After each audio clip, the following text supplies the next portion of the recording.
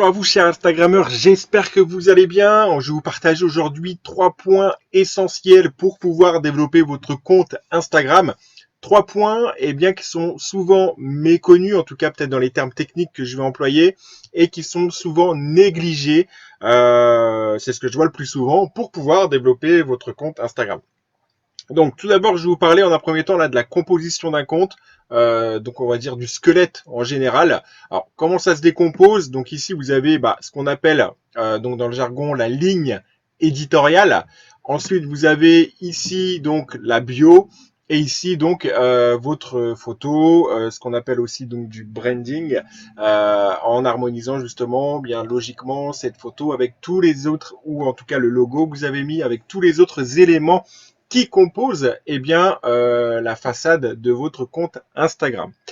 Alors, la première chose moi que je vous partage avec vous, c'est au niveau de la ligne éditoriale. Par exemple, je prends l'exemple de ce compte-là. Comme on peut voir, il n'y a pas 40 000 couleurs. Il n'y a pas du rouge fluo, ensuite du beige, ensuite du vert. Ensuite, on n'a pas justement un objet qui a rien à voir avec un autre objet. Voilà, peut-être là, on a juste ici une photo qui est quand même prise dans une cuisine, mais qui est basée sur l'émotionnel.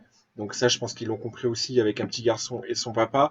Mais c'est tout ce qu'on a justement, on va dire, en aspect visuel en dehors du cadre. Vous voyez, la plupart justement des éléments sont vraiment dans le cadre. Ça veut dire que ça reste en fait, visuellement harmonieux. Ça reste justement visuellement joli à regarder, puisqu'on reste vraiment dans les mêmes tons et pardon, et dans les mêmes donc dans les mêmes couleurs.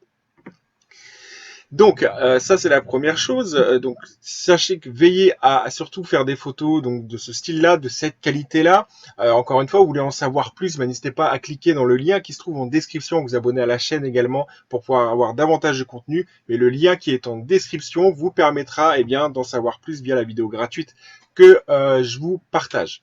Alors, ici, nous avons donc la bio. Donc, la bio, je vous invite vraiment à la remplir, à mettre quelque chose qui vous ressemble, d'authentique et de percutant. Vous voyez que ça donne envie, en fait, tout simplement. Ici, ce qui va manquer, c'est si la personne a un site internet ou un blog, elle n'a pas mis de lien. Je vous invite à mettre un lien en bio. Et lorsque vous avez ici votre logo ou votre photo, ou moi je vous invite à mettre également votre logo si c'est une entreprise, vous allez avoir ce qu'on appelle tout simplement donc la tagline qui simplement donc c'est un slogan. Le slogan, faut qu'on le retrouve un petit peu partout quand vous allez faire des descriptions ici. Vous allez essayer le plus possible de le réintégrer pour donner ce qu'on appelle une ligne conductrice de la bio, en passant par le logo et en passant par vos publications. Voilà, faut vraiment que l'utilisateur sent qu'il y a une ligne conductrice, qu'il y a une logique dans tout ça, ce qu'on appelle le branding. Encore une fois, vous voulez en savoir plus, cliquez sur le lien. Voilà, c'était ces 3 points. Donc, veillez à harmoniser votre ligne éditoriale, à harmoniser votre bio, à pas hésiter à mettre un lien dans la bio avec une description cohérente qui donne envie, qui est authentique.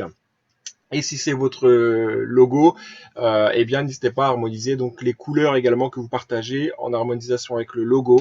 Et tout ça, en fait, vous l'avez compris, c'est comme un puzzle, il faut que ça s'emboîte les uns dans les autres pour pouvoir réellement avoir des résultats avec Instagram. Voilà, je vous dis à très bientôt pour une prochaine vidéo.